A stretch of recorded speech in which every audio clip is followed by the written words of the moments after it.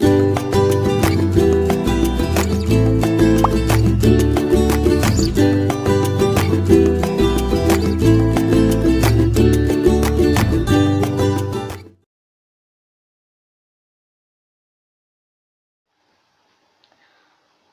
melakukan evaluasi beberapa argumen yang mendukung dan menentang afirmatif tindakan.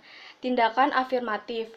Untuk menghapus pengaruh diskriminasi masa lalu, banyak perusahaan yang melaksanakan program tindakan afirmatif yang dimaksudkan untuk mencapai distribusi yang lebih representatif dalam perusahaan dengan memberikan preferensi pada kaum perempuan minoritas.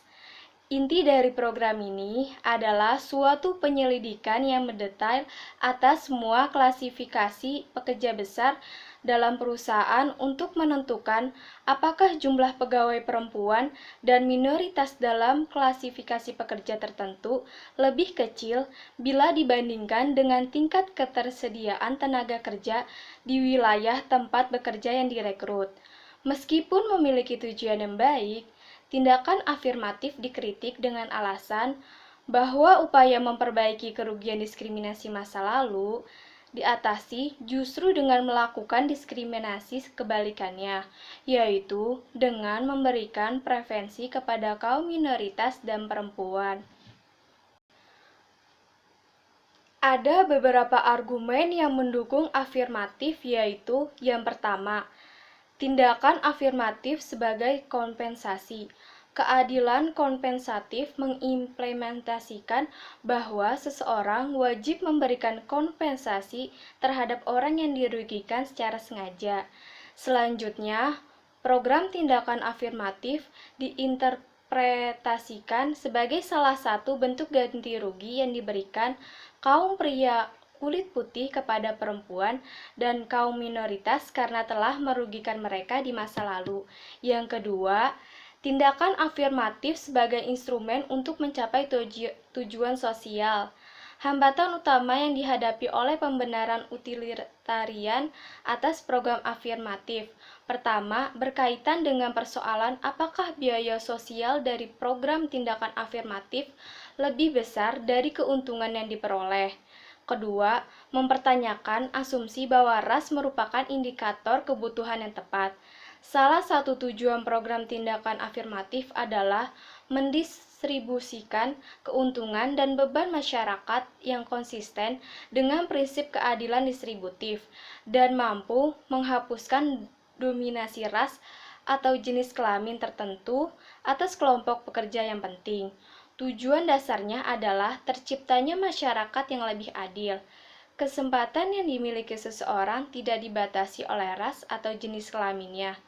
Tujuan ini secara moral sah sejauh usaha untuk memperoleh kesempatan yang sama secara moral juga masih dianggap sah. Yang ketiga, penerapan tindakan afirmatif dan penanganan keberagaman. Kriteria lain selain ras dan jenis kelamin yang dipertimbangkan saat mengambil keputusan dalam program tindakan afirmatif. Pertama, jika hanya kriteria ras dan jenis kelamin yang digunakan, akan mengarah pada perekrutan pegawai yang tidak berkualifikasi dan mungkin menurunkan produktivitas. Kedua, banyak pekerja yang memiliki pengaruh penting pada kehidupan orang lain.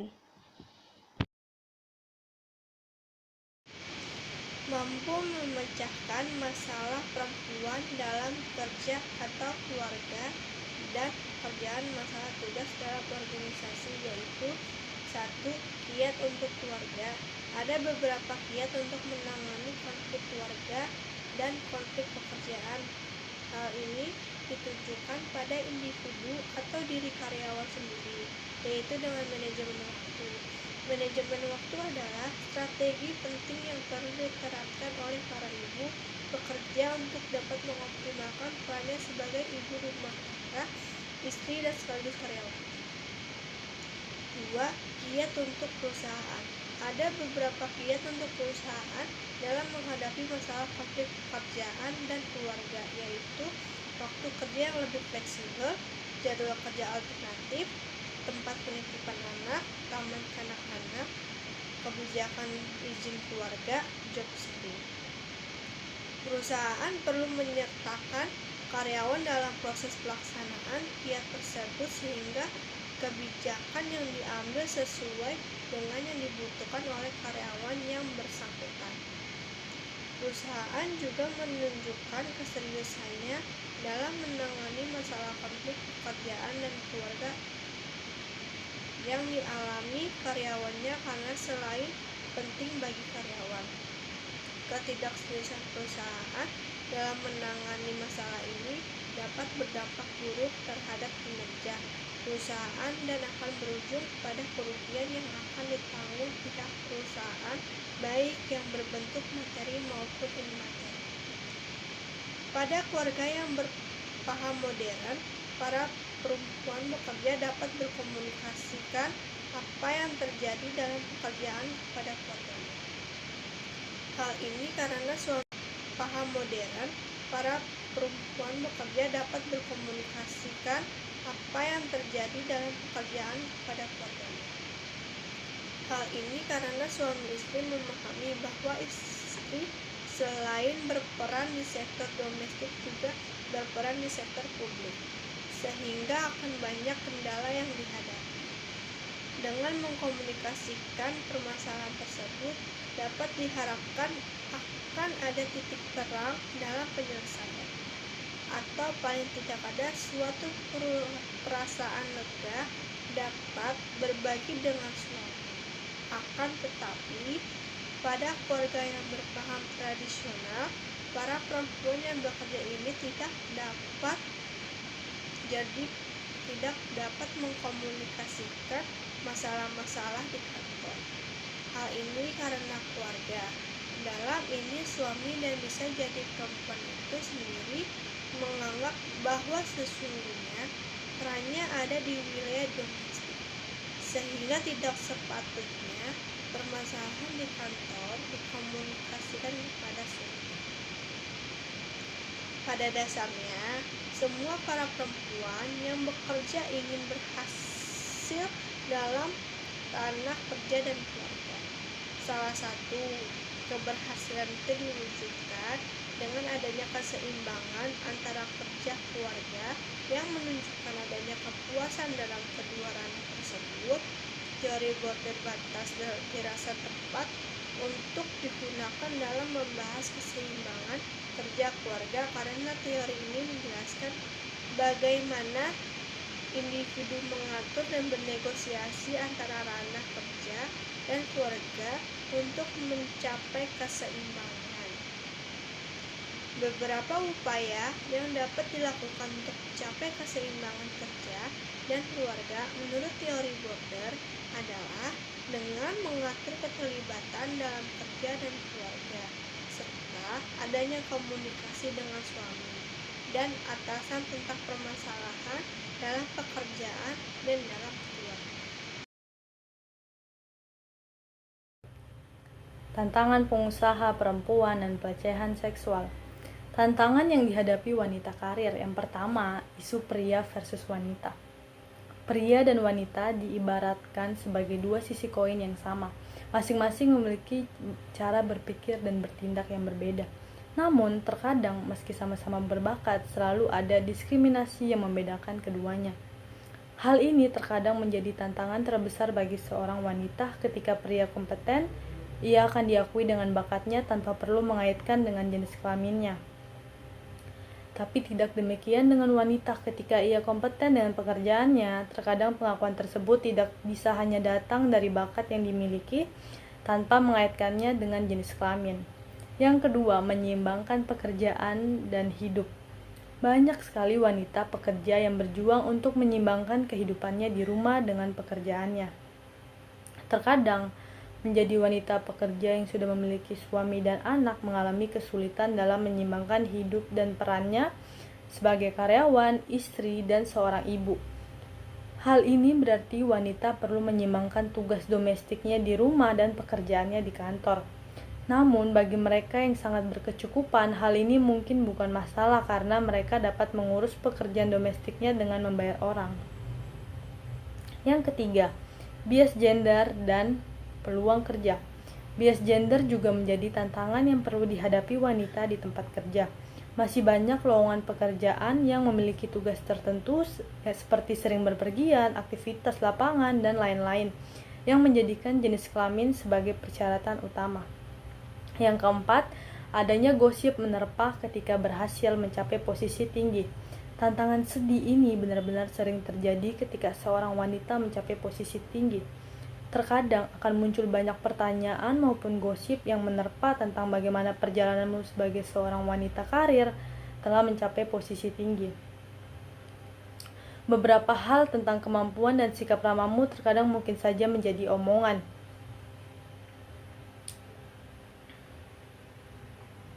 Yang kelima, diskriminasi.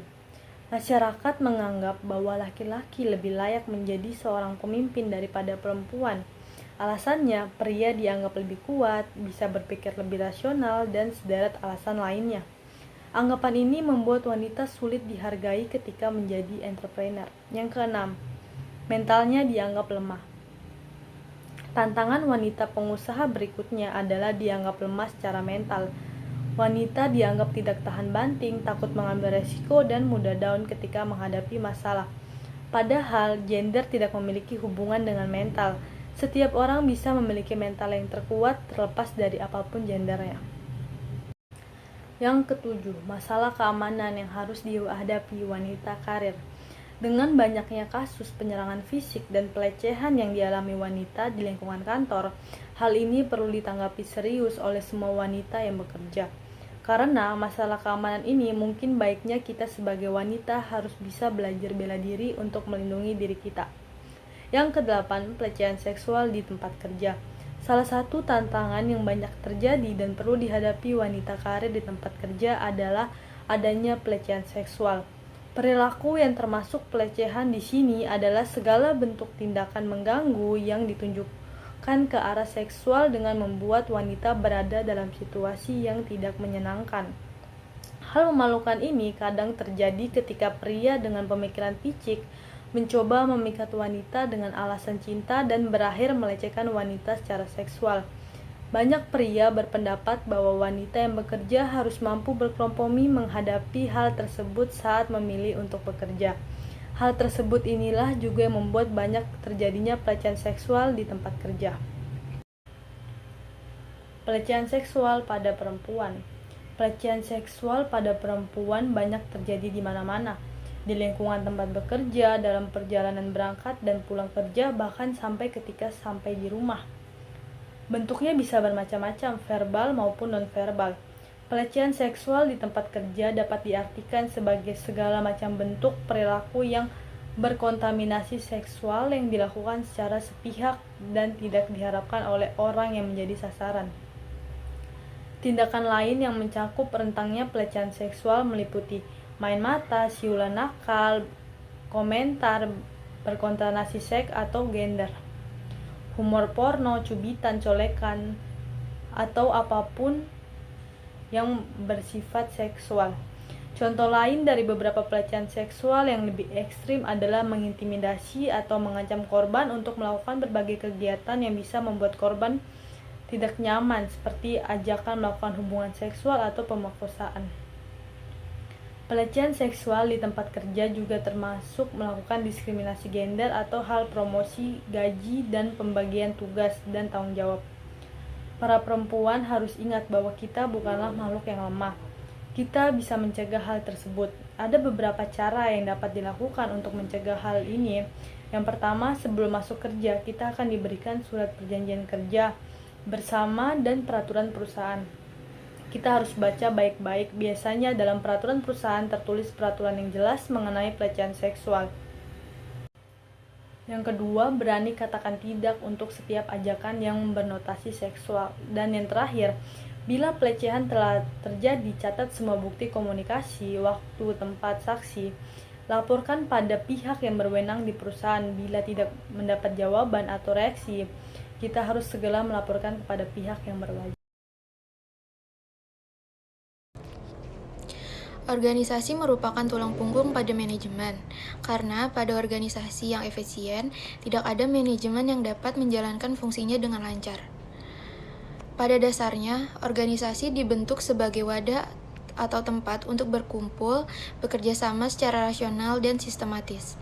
Fungsi organisasi sampai banyak dipelajari oleh para peneliti dari berbagai bidang, terutama ilmu psikologi, politik, ekonomi, manajemen, hingga sosiologi. Pada ilmu sosial, fungsi organisasi pun dipelajari begitu mendalam, karena berdampak besar bagi kehidupan banyak orang. Selanjutnya, perubahan tenaga kerja global disebabkan oleh dua faktor penting. Yang pertama, faktor populasi dunia. Yang kedua, populasi menua atau yang disebut dengan an aging population. Untuk total populasi dunia seperti yang telah diprediksi bahwa di tahun 2050, negara maju memiliki tingkat kelahiran yang stabil. Sedangkan di negara berkembang, tingkat kelahiran tetap tinggi, sehingga salah satu keuntungan banyak negara yang mengalami bonus demografi yaitu meningkat proporsi pemuda memasuki tenaga kerja, pengendalian produktivitas, dan penumbuhan ekonomi. Populasi yang menua atau populasi di dunia saat ini mengalami penuaan di tingkat yang belum pernah terjadi. Diprediksi, masyarakat usia 65 ke atas akan melebihi jumlah anak di bawah 5 tahun. Ini menyebabkan adanya perubahan struktur keluarga, standar pola kerja, dan pengaturan diri atau pensiunnya.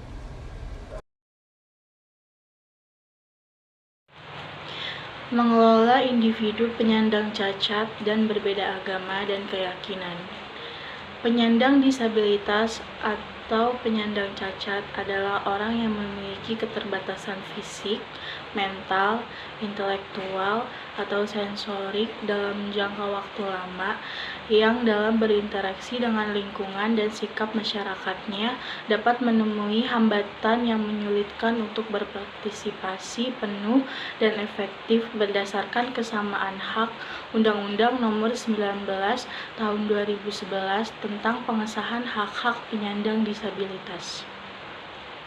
Penyandang disabilitas di Indonesia memiliki kedudukan yang sama dengan warga negara lainnya. Hal ini diatur dalam Undang-Undang Republik Indonesia Nomor 8 Tahun 2016 yang mengatur tentang penyandang disabilitas. Pada undang-undang tersebut menjelaskan adanya kesamaan kesempatan yang diberikan pada penyandang disabilitas dalam hal penyaluran potensi dalam segala aspek penyelenggaraan negara dan masyarakat. Hal tersebut berarti bahwa penyandang disabilitas tetap dapat berpartisipasi pada segala kegiatan yang dilaksanakan oleh pemerintah ataupun masyarakat sekitar. Selain itu, penyandang disabilitas juga mendapatkan hak yang sama menikmati layanan publik yang telah disediakan khusus untuk memudahkan mobilitas mereka.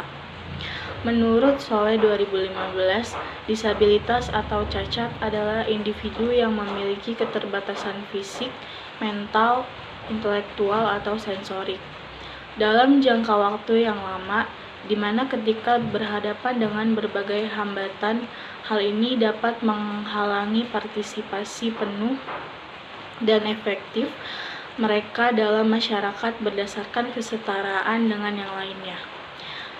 Pada penelitian lain, Somantri Winasti 2012 menyatakan bahwa disabilitas fisik adalah suatu keadaan rusak atau terganggu sebagai akibat gangguan bentuk atau hambatan pada tulang, otot, dan sendi dalam fungsinya yang normal. Disabilitas bersifat dinamis. Sebagian orang dapat terlahir dengan kondisi fisik yang cacat dan sebagian orang lainnya mungkin juga dapat mengalami kecelakaan di waktu tertentu dan mengalami masalah untuk menyesuaikan serta mempertahankan diri ketika bekerja. Jones, Mavromaras, Seloen, dan Wei 2014. Berdasarkan beberapa penjelasan di atas, dapat ditarik kesimpulan bahwa penyandang disabilitas merupakan individu yang mengalami keterbatasan secara fisik, mental, ataupun keduanya yang disebabkan karena kecelakaan atau kondisi sejak lahir. Undang-Undang Republik Indonesia Nomor 8 Tahun 2016 juga menerangkan bahwa penyandang disabilitas dapat bekerja sama halnya dengan individu lain dalam bidang pemerintahan ataupun swasta. Penyandang disabilitas juga diberi kebebasan untuk memilih pekerjaan di bidang manapun yang mereka inginkan, baik di sektor formal maupun informal. Sedangkan berbeda agama dan keyakinan merupakan keanekaragaman kultur serta agama di Indonesia. Ini menyebabkan rasa toleransi antar umat beragama sangat diperlukan. Toleransi tersebut tidak lepas dari keanekaragaman agama dan kepercayaan di Indonesia. Berdasarkan UU Nomor 1/PNS tahun 1965 dalam EO 2001, agama yang diakui di Indonesia ada 5, antara lain yaitu Islam, Kristen, Katolik, Hindu, dan Buddha. Beberapa aliran kepercayaan yang diakui di Indonesia diantaranya adalah Konghucu, Sumarah, dan lain sebagainya. Ajaran agama tersebut memiliki aturan-aturan masing-masing. Aturan-aturan tersebut sebagai tuntunan individu dalam kehidupan sehari-hari.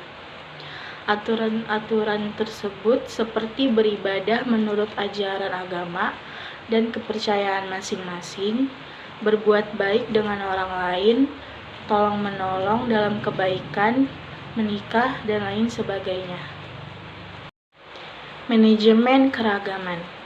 Manajemen keragaman adalah tindakan organisasi yang bertujuan untuk membangun karyawan yang lebih besar dari latar belakang yang berbeda ke dalam struktur organisasi melalui kebijakan dan program khusus, di mana hal ini untuk membangun nilai positif pada semua anggota organisasi.